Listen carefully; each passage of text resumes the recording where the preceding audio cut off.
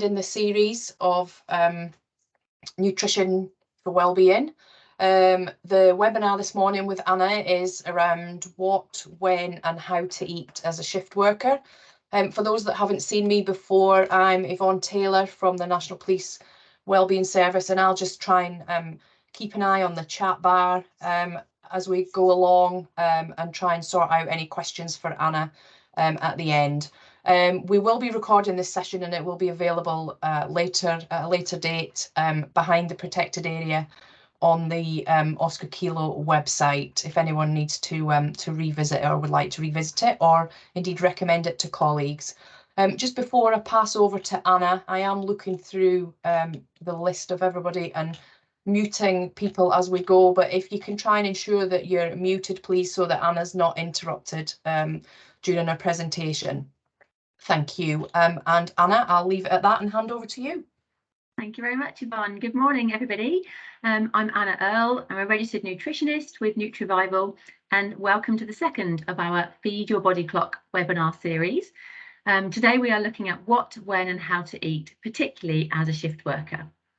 So I'm just going to share some slides with you. Okay, so in part one in December, we looked at how to balance your energy with the right food choices to help prevent energy peaks and slumps throughout the day and to reduce the risk of common chronic diseases, which are higher amongst shift workers.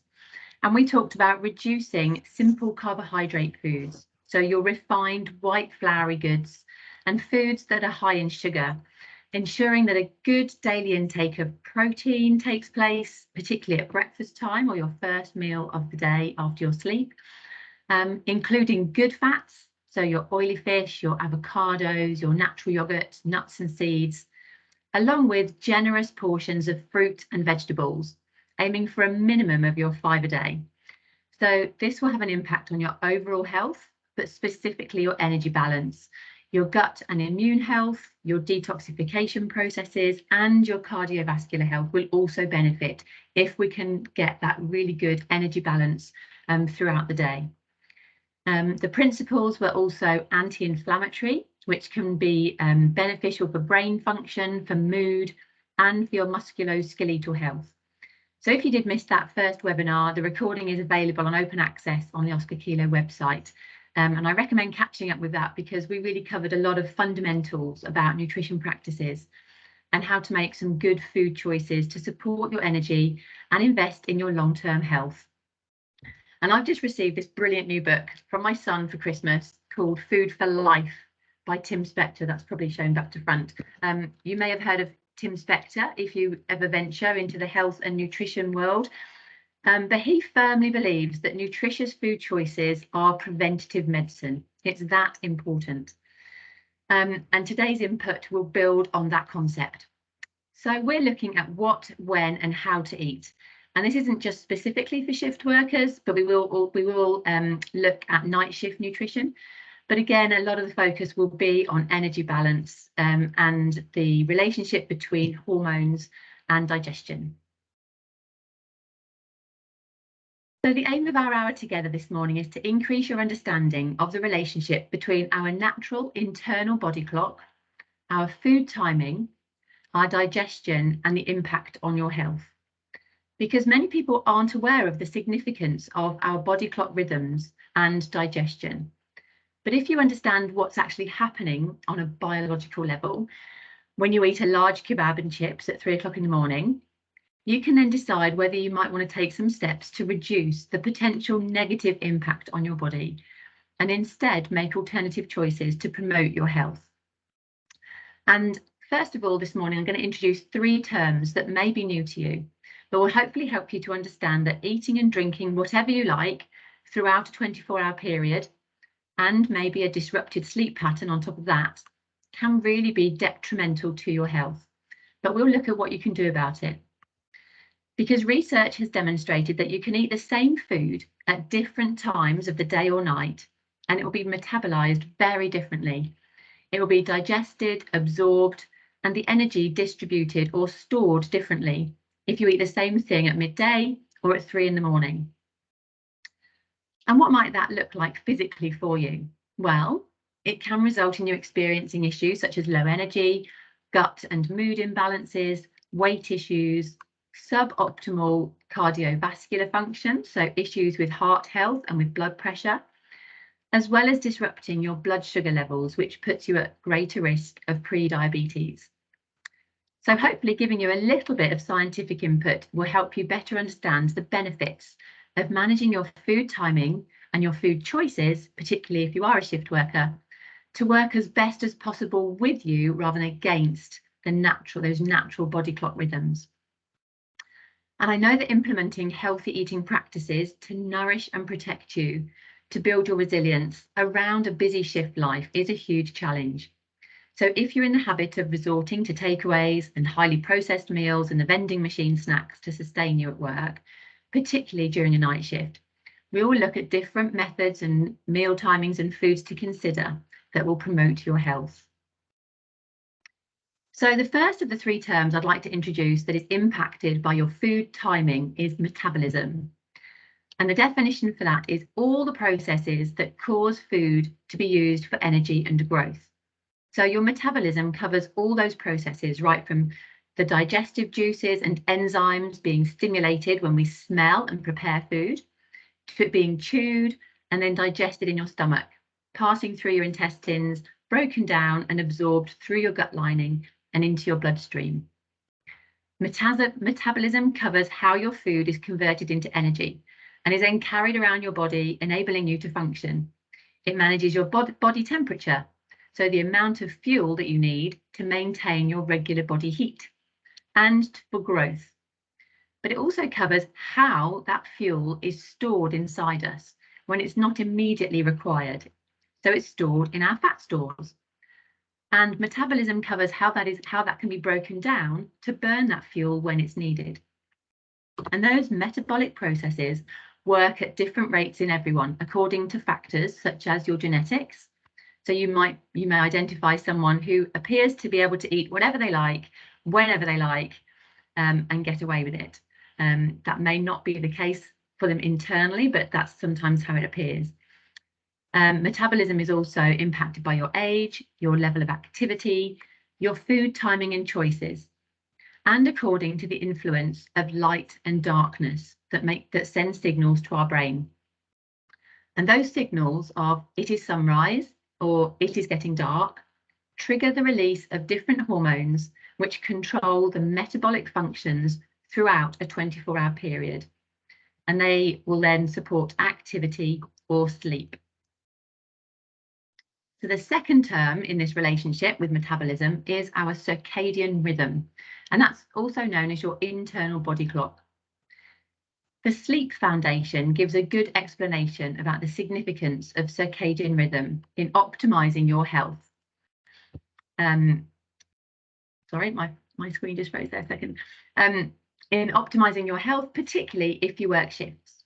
So circadian rhythms are 24-hour cycles that are part of the body's internal clock, and they carry out essential functions and processes.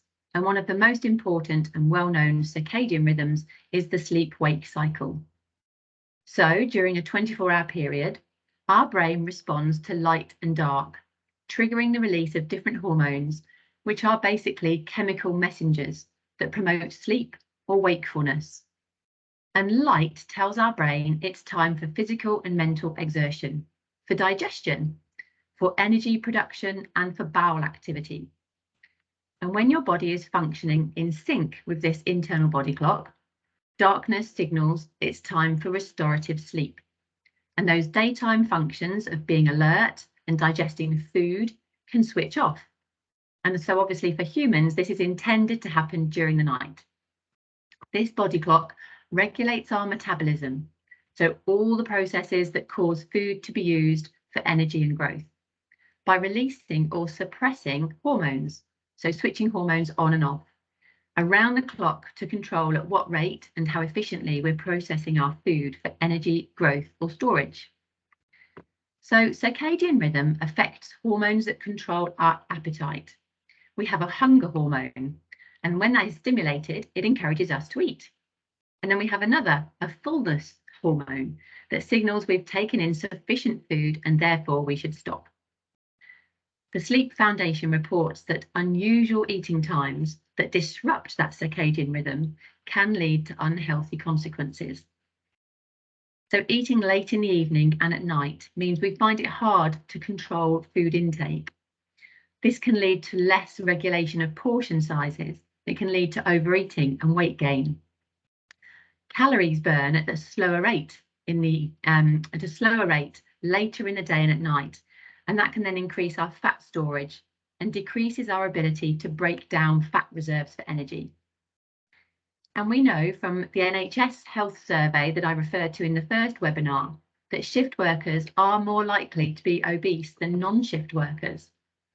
And these reasons, these hormonal reasons, and this disruption with circadian rhythm may give some explanation as to why that could be.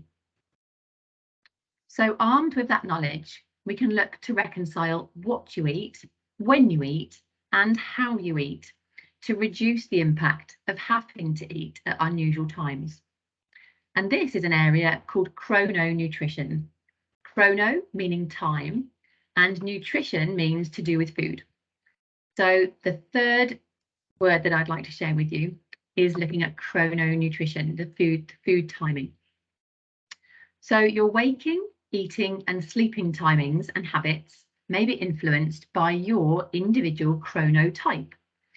This may be something that you've come across with Sophie Bostock's sleep input when she talks to you about your different sleep timings. So I'd just like you to ask you to consider your own individual chronotype. How do you, as an individual, best respond during a 24-hour period? When do you feel at your most active? When do you naturally want to go to bed?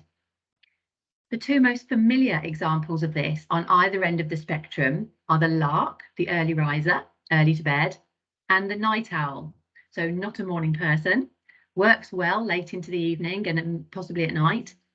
And there are, of course, many degrees in between. So your chronotype can be influenced to a certain extent by your genetics. Some people love an early shift and feel that they're most energized first thing in the morning. Those enviable people that you see heading back from the gym at 7 o'clock in the morning. And yet for others, you feel groggy for the rest of the day after that 5 a.m. alarm for the early shift and would much prefer, and you're more biologically suited to a late shift. Whilst the lark spends the latter part of the late shift yawning and craving their beds. Some people really don't mind night shifts, others just don't get on with them, and it plays havoc with their body and sense of well-being. So your chronotype can also affect your eating habits. So recognizing your chronotype can help make you aware of your lifestyle habits and behaviors that may or may not be helpful in promoting your own health. Early chronotypes will tend to eat their meals earlier in the day than late or evening chronotypes. And that can give your digestive system time to process and metabolize food earlier in the day when digestive function is optimal. You don't generally head to bed on a full stomach. But evening chronotypes often prefer to have their main meal later into the evening. And this can be past the time for the most effective digestion. So if this is you, you may want to consider your meal portion sizes across the day and try to rebalance a little if the bulk of your calorific intake regularly comes towards the latter part of the day. Remember that circadian rhythm regulates changes in our levels of hunger and fullness hormones, controlling appetite, as well as your metabolic rate, so how quickly you burn calories. So late or evening chronotypes, you may not fancy breakfast when you first wake up. And if you don't fancy eating within the first couple of hours of waking, and you often skip breakfast, there can be more of a tendency to graze throughout the morning. So consider what foods you might be choosing to get you through to lunchtime. What kind of nourishment and energy are those snack food choices providing if you are inclined to miss that first meal? What nutritious value are you getting to set you up for the rest of the day? Being an evening chronotype can impact your sleep, as I'm very much an evening chronotype, tend to go to bed later, which can risk curtailing sleep time. So even if you are a later chronotype, you should still be aiming for 7 to 9 hours of sleep, regardless of your bedtime. And that can be a challenge in making yourself get to bed earlier, going straight to bed after a late or a night shift, especially if you want or need to get up earlier in the next day to get on with home life responsibilities, or even wanting to fit in some form of exercise before your next shift. So it can feel like an endless case of juggling. If you are a night shift worker, research reports you're more likely to snack during the night on foods that are higher in sugar and fat than the chosen snacks of day workers. There may be many reasons for that, partly to do with hormonal appetite regulation, as I've described, as well as the food choices that are available to you during the night, plus those behavioural factors, such as seeking some comfort during those dark and often cold small hours, particularly if you're out and about. So to quickly recap that sciencey bit before we look at some good food choices. So our internal circadian rhythm, our body clock, responds to light and dark signals throughout a 24-hour period and switches hormones on and off that control different metabolic functions in our body. So when you eat affects your metabolism, affects how you process food for energy, and affects how you process food for growth and how you store it as well. So in session 1, we talked about energy balance and the importance of reducing the risk, particularly of type 2 diabetes, by keeping our blood glucose and insulin levels within a tight tolerance. So blood sugar or blood glucose, that's the same thing, and insulin, they work like a seesaw, rebalancing if one or the other gets too high or too low. And avoiding those peaks and troughs of energy is really, really important for our overall health. And this was a key message from session 1 in Food for Energy. It's how our food choices influence our blood sugar levels and how we really should aim to reduce those blood sugar spiking foods, those simple carbohydrates, the white, refined, floury goods. So our white pasta and white bread and pizza and cakes and chips and processed cereals and fizzy drinks and chocolate. And these foods that give a quick dose of energy, but then they give us a crash where we can really feel sluggish and irritable. So we then tend to reach for another sugary snack to compensate. And then this roller coaster ride continues, this red line where we have these great peaks of energy and then these slumps. And we're looking to try and keep our blood sugar response within this green tight tolerance. And that is beneficial. So these peaks and troughs, they really take a toll on the body in the form of many chronic ill health conditions and weight gain. And as an aside, managing blood sugar balance is really one of the first areas that I would always look to address with women approaching menopause, because this is such an effective way to start addressing some common menopause symptoms. So I go on about blood sugar balance a lot, but it really is so fundamental to our energy and to our systemic health. So in terms of chrononutrition, you can eat the same food at a different time of day or night, and your body will metabolize or process it very differently. So the effect on your health really varies.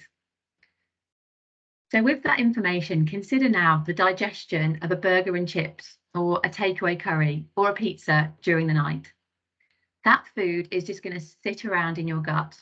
There are no lovely digestive hormones busily buzzing around, triggering all the chemical processes that break down that food to convert it to energy. Trying to process this kind of food during the night can be a root cause of common gastrointestinal symptoms that so many shift workers experience: indigestion, wind, bloating, constipation. And then add to that caffeinated or energy drinks that stimulate our stress hormones. And we're just going to be adding to circadian rhythm imbalance. So as well as food choices, we can also control our blood glucose, our blood sugar with the timing of eating. And this is all part of chrononutrition. So hormone levels that promote digestion and regulate the insulin production are stimulated more during the day. Hormones that promote our sleep also blunt our insulin response. So where our insulin is regulating the blood sugar, when we have hormones when we stimulate hormones that promote sleep, they blunt our insulin response. So that means that our blood glucose levels can remain higher as the evening draws in, as it gets dark, and through the night if we are still eating. And as your individual circadian timing, so your chronotype, stimulates your sleep hormones. So with those larks, your sleep hormones will often be stimulated earlier into the evening, and they will be blunting that insulin response that helps with regulating blood sugar in response to food.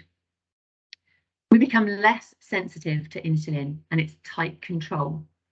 And this raises the risk of insulin resistance, which we talked about in session 1, and that's a precursor to pre-diabetes and type 2 diabetes. So whilst we're talking about digestion, a practice to consider, particularly as a shift worker, is when to give your digestive system a decent break within every 24-hour period. A period of time that gives your digestive tract chance to rest and repair, and this is really beneficial. Naturally, this will be your sleeping period, so the time between your last meal of the day and your first meal the next day, breaking your fast. You may have heard this referred to as intermittent fasting, and it basically just means having a rest from eating, and a good break would be about a 12-hour period. And this is really worth considering if you're an evening chronotype and tend to eat your main meal later in the evening. It also can be more challenging with working a night shift. So when do you fit in your 12-hour period of not eating? This is a real advantage with meal planning and factoring in a suitable 12-hour period when you don't eat. And your gut lining and your cells can regenerate and repair. And this can be effective in both energy and weight management. So the takeaway here is if you recognise yourself to be a late chronotype, or you tend to do a later shift, start thinking about your food timing habits, your food choices, because adapting those and just being conscious of those and understanding the impact of those really can help to reduce those risks of cardiovascular disease, of diabetes, and conditions like high blood pressure. So let's look at some food examples which would be beneficial to eat around the clock. There really is no escaping the reality that healthy food preparation does require some time.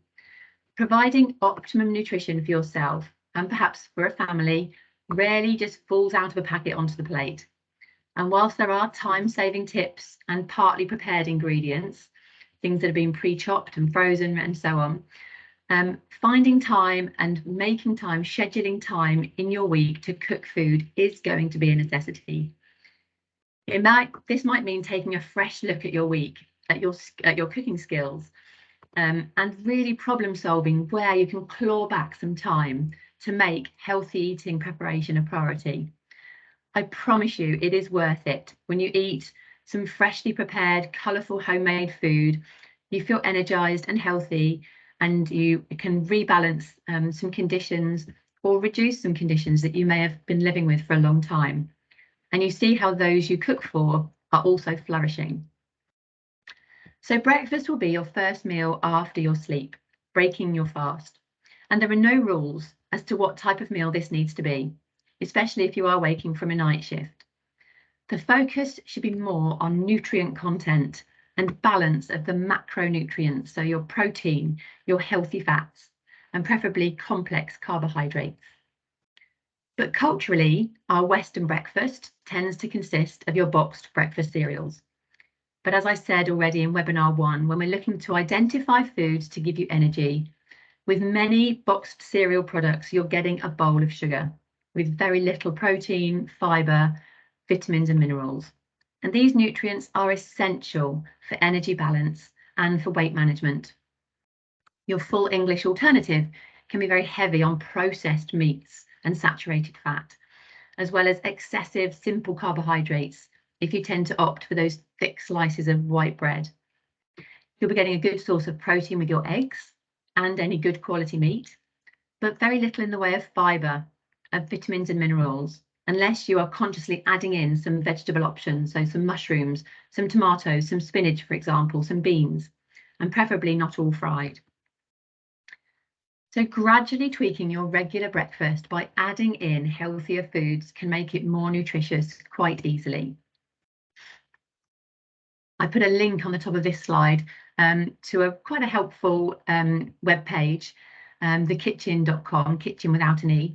It is an American site, so some of the quantities are in cup sizes, but you can actually buy little selections now of a cup size, half a cup size, a third of a cup size, and just scoop things. It actually is sometimes a bit easier than measuring out in grams.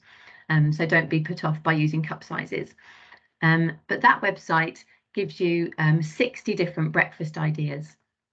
It starts off with a whole section on foods with eggs, but there is like a little content section that you can just click on to go to a load of smoothies, to go to foods without eggs in, to go to some ideas of healthy breakfasts for children.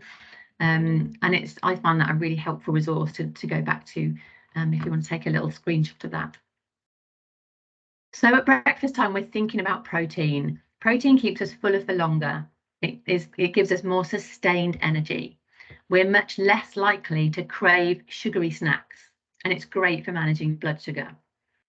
So here are some examples of how we might get some protein sources into our breakfasts. So one of the real obvious ones is with oats. At this time of year, obviously porridge is a really good example. Porridge by itself can sometimes spike some people's blood sugar, but adding then in, like in this picture, some berries, whether they're fresh or frozen at this time of year, so that we can keep supporting seasonal produce rather than buying strawberries and raspberries from the other side of the world. A great alternative is to buy them frozen, and they're quite economical too. And then getting some nuts in there and some seeds and perhaps some natural yogurt can really help with managing blood sugar with those protein sources. And eggs for breakfast is a really great way to start the day, and they can be extremely versatile in how you prepare those. And then we're also looking at the start of the day to think about fibre. Introducing some source of fruit or vegetable at breakfast, really helpful for gut function and for gut health. These are the food of choice for our beneficial gut bacteria and contain lots of vitamins and minerals, which really help with energy balance and energy management. So think about if you're having scrambled eggs and toast, think about a side of some spinach or some rocket or some mushrooms. And then if we're going back to trying to get fruit into bowls of granola or with porridge, on top of the frozen berries, you can think about bananas, dried fruit such as dates and figs and dried cranberries.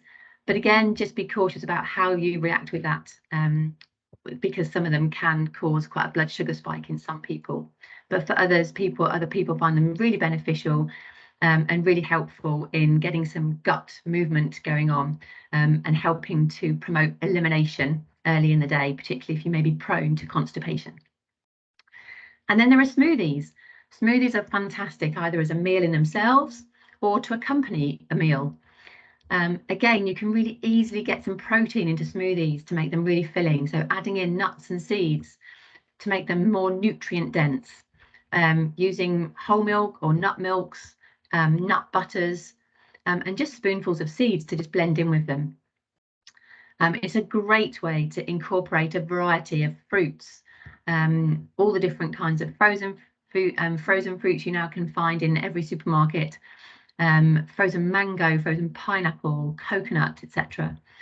And easy to get in a few vegetables, so some frozen spinach or some kale leaves or some cucumber. The combinations really are endless. Again, on that website, thekitchen.com, you can click on the smoothie option, and I think there are 10 different examples there of some different colourful and beneficial smoothies. They have such a positive impact on energy, on your gut health, but also on your detox system and your immune system, helping you to fight off all of those different viruses, coughs and colds and so on that are floating around right now. And you can pack a further punch by adding in some spices, so a little bit of ginger, some cinnamon, some turmeric, and these have really beneficial health properties. They can be super anti-inflammatory. They can be really helpful with, again, with immune support as well. So I really would encourage you to experiment with different flavours and find out what you like, what really works for you. So if some of these ingredients are new to you, or the thought of combining some of these seems a little bit odd and unbreakfast-like, you're a bit more of a crunchy nut cornflakes kind of person, that's fine. Just start small. Just add in a little bit of chopped fruit or some natural yogurt for a couple of weeks. Maybe just once or twice a week. Look at adapting to trying some of the egg or the oat options and see what you think might appeal. And just kind of monitor how that feels in terms of your energy and in terms of how you're feeling. Many of the ideas listed in that resource can be made in batches in advance. They can also be taken into work if you're working an early shift or as a lunch. Some of them, for example, there's an apple oat breakfast squares or savoury muffins. They can be healthier alternative snacks to flapjack or to bars of chocolate. If you do need a little boost between meals, or perhaps if you need a timely pickup with some beneficial fuel during a night shift. And I've got a recipe to share with you at the end that might do just that if you just need that little pick-me-up to keep you going through those small hours, rather than sort of trying to digest a heavy meal during those like sort of 3, 4, 5 o'clock in the morning. So yes, this might take some planning to schedule on rest days. There are a lot of simple recipes included on this resource, so these meals are a good way to also start getting other family members involved if the onus is always on you for cooking at home. It's a good way to experiment, to get children and partners involved and build confidence in the kitchen. Developing those essential life skills for those of you who have families. And yes, that might initially mean preparing for some major mess, if my children are anything to go by. But it's so good to encourage other people that you live with to share that responsibility so that the meal preparation doesn't just fall as a daily chore for one person. It doesn't have to be just one person's sole responsibility. And that's another reason why you don't have to change everything all at once. You're much more likely to succeed with healthy changes, doing it gradually, introducing new foods, maybe just blending some different vegetables into sauces and bologneses and chilies and so on. And just tweaking meals that are popular at home already. Just adding in a few extra portions of vegetables on the side, or going from white to whole grain versions of pastas and rices, just to gradually get people on board, rather than suddenly committing to a whole new radical diet of, in 2023, I'm going to be vegan. And you're much more likely to maybe find that quite challenging, quite tricky, and less likely to succeed long term. But have those conversations at home to try and get people on board, to engage and to understand why perhaps some new practices are going to be taking place. And yes, just do it slowly, start small. So let's look at some lunch options. The humble sandwich is a pretty popular choice, very low maintenance to produce, easy to transport, but not necessarily the most nutritious of meals, especially if you do tend to eat packaged sliced white bread. I know it can be a really economical and simple choice, but it's really not giving you much in the way of nutrients at all. So it's very easy for us to have a diet that is very wheat heavy, very much a staple of the Western diet.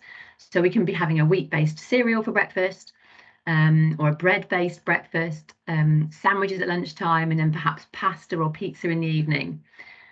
So I'm absolutely not saying that wheat is the enemy, but we just need it to be in moderation. And our guts really love diversity. So we're just trying to just spice things up a little bit and maybe just reduce our reliance on wheat. It can make people feel quite sluggish.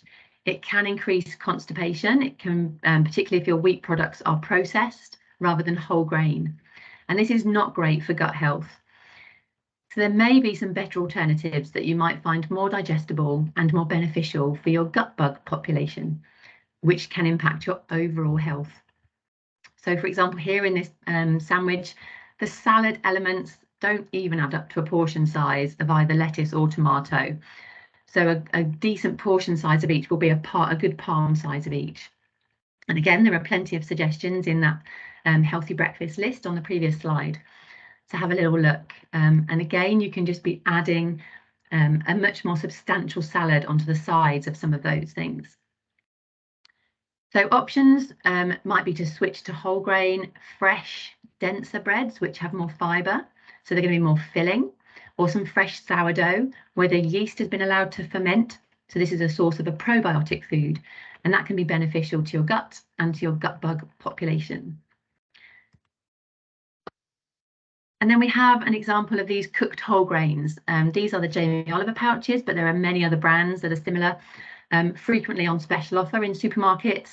Already cooked, you can have them hot or cold, so they can be really versatile to take into work.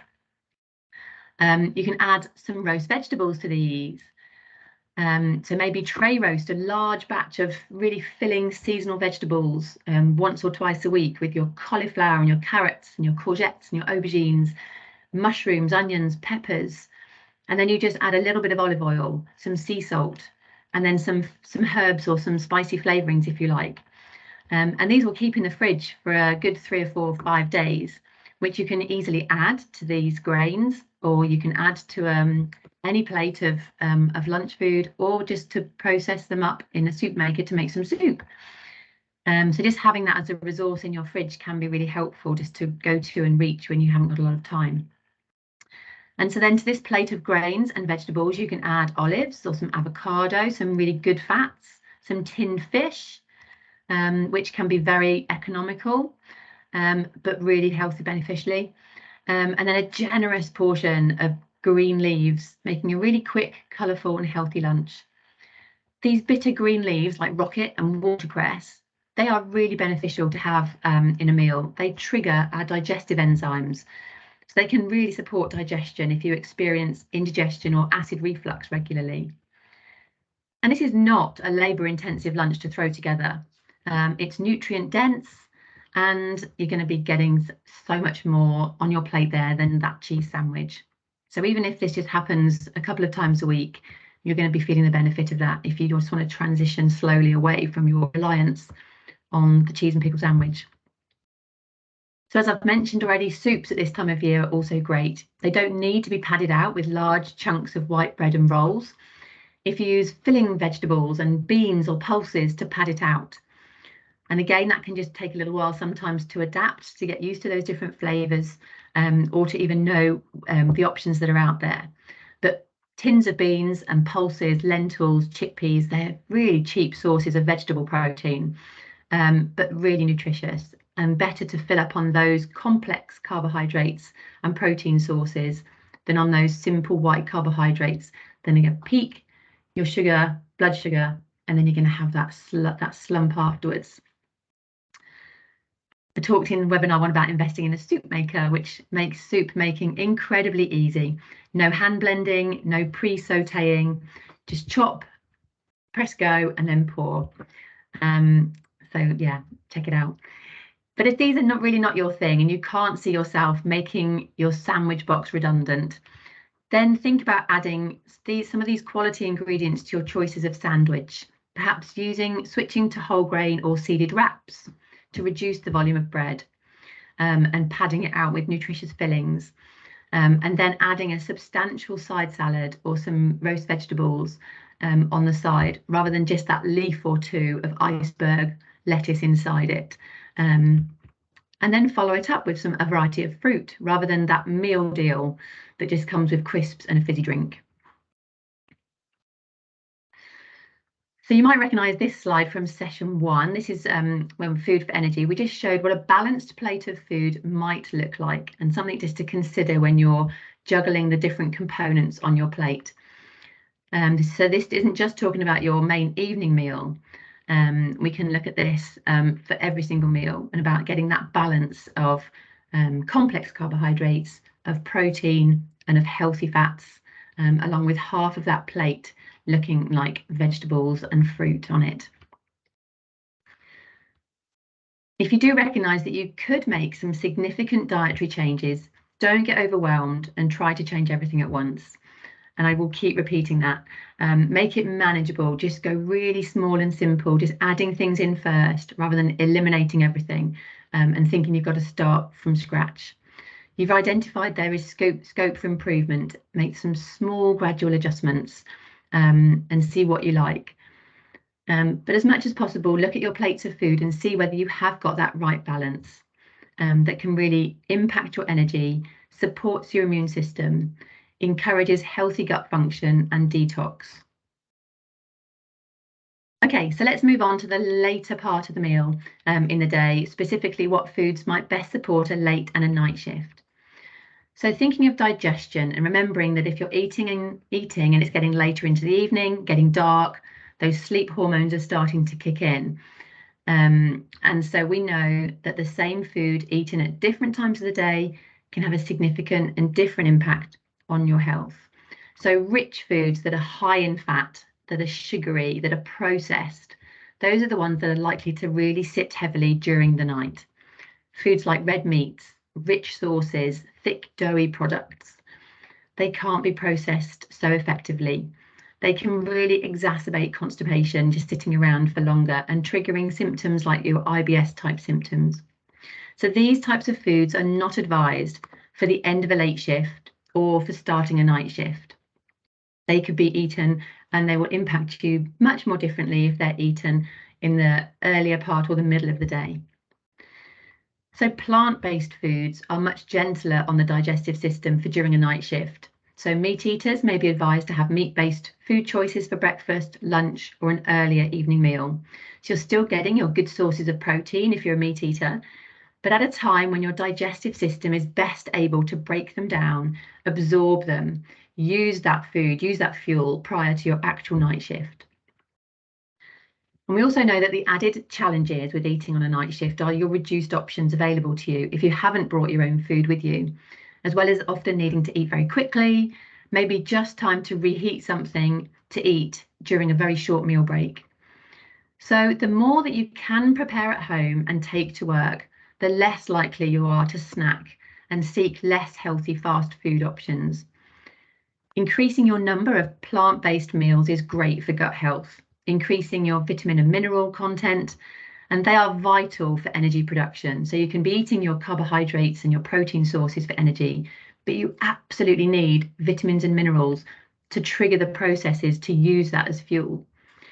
Plant-based foods are more cardioprotective than eating lots of meat-based meals every single day.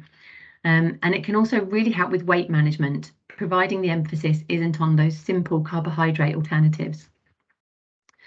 So I really encourage you to consider meal planning on your rest days so that you've worked out what meals you're going to have on your batch of night shifts, rather than leaving it to fast food or last minute options, or if you're on a series of lates as well and you just haven't got the energy when you get home to be thinking about preparing food. You could even double up whilst you're at it. So making twice the amount is not twice the amount of work, but can give you meals for later in the week, which you can refrigerate or freeze in portions for during your run of nights or for days when you really know you're going to be super busy and it's difficult to prepare a healthy meal. So investing in that little bit of planning once a week can be a game changer. It can also really save you money when you're just planning and buying the foods that you need for the meals that you've prepared. So you can download the meal planner template on the Oscar Kilo nutrition pages. You can flick through your recipe books or those resources that I've put on here at BBC Food and Real Tesco. They're just two that I just go to regularly. And Real Food Tesco, they've just got their January magazine out, which is for free at the moment. I'm not affiliated to Tesco in any way, but they really are thinking about budget recipes at the moment and ideas. They've got at the moment they've got lots of plant-based options in there as well, which might be really helpful for late and night shifts. Or you can go digital. There's with something like the free Whisk app, which I also use quite regularly. Here are some examples. Yes, I use the Whisk app, which you can allocate certain meals to certain days of the week. You have a digital meal planner, and you can add that into a shopping list as well. It can be really simple to use, to just carry around the supermarket and just tick things off as you go. So a recent study of night shift workers found that a meal with high protein at the start of the shift reduced the impact of raised blood sugar through the night. And I know I do go on about that a lot, about blood sugar, but reducing that at night time is particularly important. So a meal with a good source of protein right at the beginning of your night shift is a good idea. And here are some examples of more plant-based protein sources. So other foods, so your simple carbohydrate foods, your plates of pasta and your pizza and your potatoes and chips, they're not off limit completely. Carbohydrates actually provide our main source of energy, but the portion size and the type of carbohydrate should need to be balanced, along with that from that balanced healthy plate slide that I showed you. So not just a huge plate of pasta with just a tiny little bit of sauce. So we're balancing that with some protein sources and some good fats and some vegetables. So examples might include, like here, for example, a vegetable-based chili, vegetable curries can be easily prepared and eaten easily with tacos and wraps. And then the two websites here with lots of vegetable-based ideas. I also go to Joe Wicks quite a bit with his veggie lean and 15, not for weight loss issues, but just because they have some really lovely and quite easy, nutritious plant-based recipes in there. He does a lot of experimenting with flavors and cooks a variety of fresh, delicious vegetable meals. And so foods to have during the night, if you need some sustenance during the night, on top of some of the sort of healthier snacks, might be some chunky vegetable soups and smoothies that are generally much more gentle to digest, and gives you, it's going to just keep you going through those little hours where you just need that little bit of pick-me-up, but not a big peak and slump of energy. And then just a quick tip on hydration. So for keeping hydrated during the night, you may want to just limit your tea and coffee intake to the start of the shift to help keep you alert to start off with on a night shift. And then really try to avoid fizzy drinks or fruit juices on a night shift. Rather switch to water or to herbal teas, for that, particularly for that second half of the night. And that will reduce the negative impact on both your blood sugar and on your sleep. And then when you get home, you may want a small breakfast, something little to have before you go to sleep, to avoid waking early because of hunger, and to avoid waking low in energy or irritable. So it is worth planning and preparing snacks to help manage the temptation of less healthy choices on offer in the workplace, such as all those vending machines that sometimes are the only option available to you. So despite a nutritious meal at the start of your shift, it may be challenging to get right through without snacking. So opting for snacks that more resemble their original food, the original source that they've come from, and are more easily digestible is advantageous, rather than ultra-processed packaged foods. And I'm going to talk a lot more about ultra-processed foods in my 4th webinar in the series, Food for Mood, and the impact that some of those ultra-processed foods.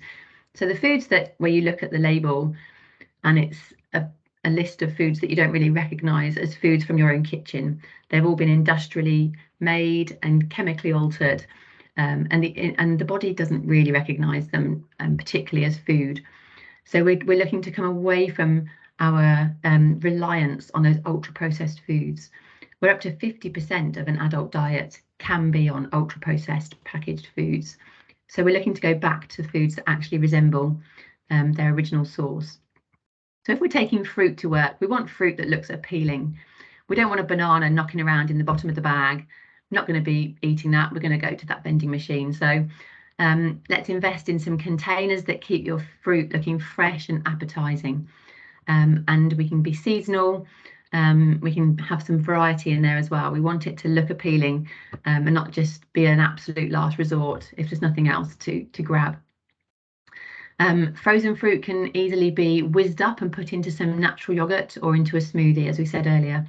And that, if you're having yogurt, pots of yogurt, that can be a cheaper and a much healthier way of having a fruity yogurt, and it will have a lot less sugar in those as well. So we might want to take in some trail mix, some mixed nuts and some dried fruit and seeds. We can be looking at nut butters so nut butters we could have on maybe some oat cakes or a little bit of whole grain toast. We can be looking at some granola toppings, maybe some boiled eggs, good source of protein there to keep you full if we're feeling a bit peckish during the night. And then some dark chocolate, much healthier than milk chocolate bars, and a little bit of dark chocolate, which can be very rich, so we don't necessarily need quite so much. Hummus, I think you can get probably up to 10 different flavors of hummus these days. So again, experiment with hummus, which is chickpea based, and again can be a really filling little snack to have with a variety of vegetable sticks, or again on some oat cakes, or in a little wrap or something like that. And then we've got the smoothies.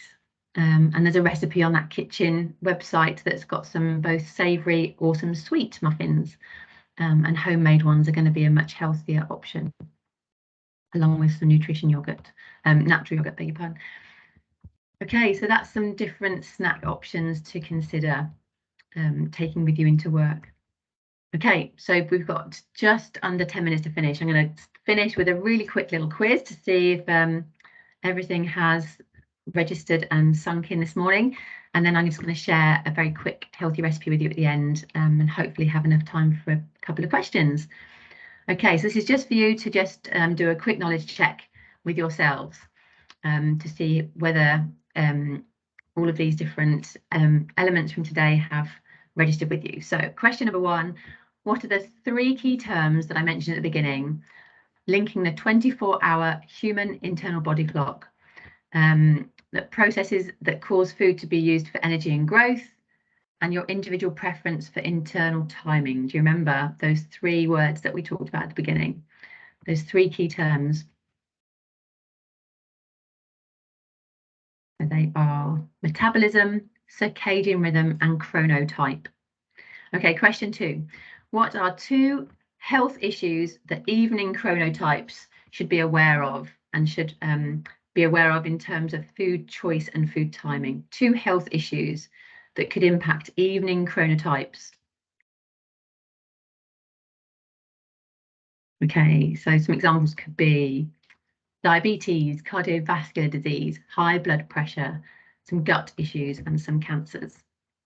Question 3, what hormone beginning with I helps to regulate blood sugar or blood glucose and is more sensitive during the day? Hormone beginning with I. That was insulin.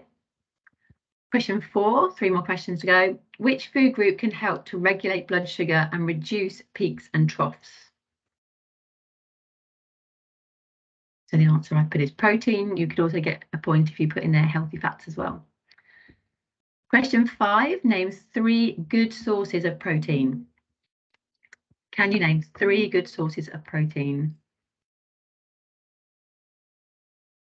Okay, here's some examples.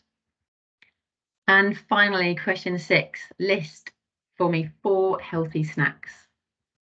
From that list on the previous slide, list 4 healthy snacks. And then circle one of them that you're going to try for the first time. Okay, so here is finally, you might want to take a little screenshot. Here is an alternative to some flapjack. With these, you only need 1 small little square. I cut a small tray of this into 16 squares. They're really nutrient dense, really filling. And if you just need a little top up in between meals, then I really recommend this oat bar recipe. It's got oats, dates, and dark chocolate are the 3 main ingredients. And I'll be putting a copy of this available soon in the recipe section, which will be coming to the toolkit on the Oscar Kilo nutrition pages soon. Okay, so we've got about 5 minutes to go. Thank you so much for listening. And I'm very happy now to look at any questions. We've got a few questions in the sidebar, Anna, so I'll just try and quickly get through some of these. The first one from Becca says, I remember hearing once that if you eat within the first 10 minutes of waking up, then it starts your metabolism. Is this right? I don't think it's a hard and fast rule. Whenever you eat, it will kickstart your metabolism. So, you know, sometimes if you want to wake up, it can also be beneficial to wake up if you're going to exercise, to do that before you start eating as well. So, if you're going to be exercising, you know, first thing in the morning, you're going to do that before you start eating. So, it doesn't need to be within 10 minutes of waking necessarily. Okay, thank you. Is it true that there's less fibre in a smoothie due to the fruit and veg being blended? No, there'd be less fibre if you're juicing. So if you're juicing, you don't tend to then eat the skins of the fruit. And that's when you could have the blood sugar issues with a juicer. But with a smoothie where you're using the whole fruit, you wouldn't be peeling anything. You're just going to put the whole fruit in. You'll be getting all of the fibre in there. And related to that one as well is there's a bit of a rumour apparently in Slimming World and Weight Watchers that blending fruit is banned because it releases more sugar. Is that true? It's banned. Okay, so if we're buying shop bought smoothies, you need to be careful of the sugar content, and that's why we recommend when you're making your own at home that you always try and put in some healthy fats and some protein to reduce the sugar content. So looking at the different varieties of fruit that you're putting in, mixing that in with some vegetables that are not going to have the same kind of sugar release as certain fruits. And you can easily look up the different sugar content of different fruits. If you look at, it's called the glycemic index, GLYCAEMIC, glycemic. And that will look at how quickly the sort of sugar content in different foods.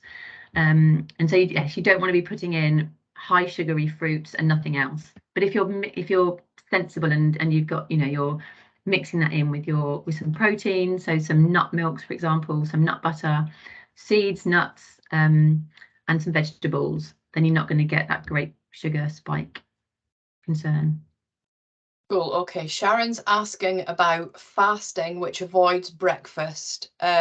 She doesn't feel hungry in the morning, so it works for her. Starts eating from about midday. What's your views on that? Yeah, for some people that's absolutely their right body clock, and you can't, you can't force people to eat in the morning when they're really, really not hungry. So that will be your natural chronotype. So listen to your chronotype. If it's not impacting your energy, then that's not a negative thing at all. But just consider that you might be more inclined to graze and to snack, and so it's just considering the food choices that you go to first of all in the day to give you a really good dose of energy at whatever time you're wanting that first meal. Just making sure that it's really nutrient dense and it's got all the different components that you need for your energy management. Jennifer would like to know about kefir. I don't really know how to pronounce that. Kefir yogurts. Are they good for your gut?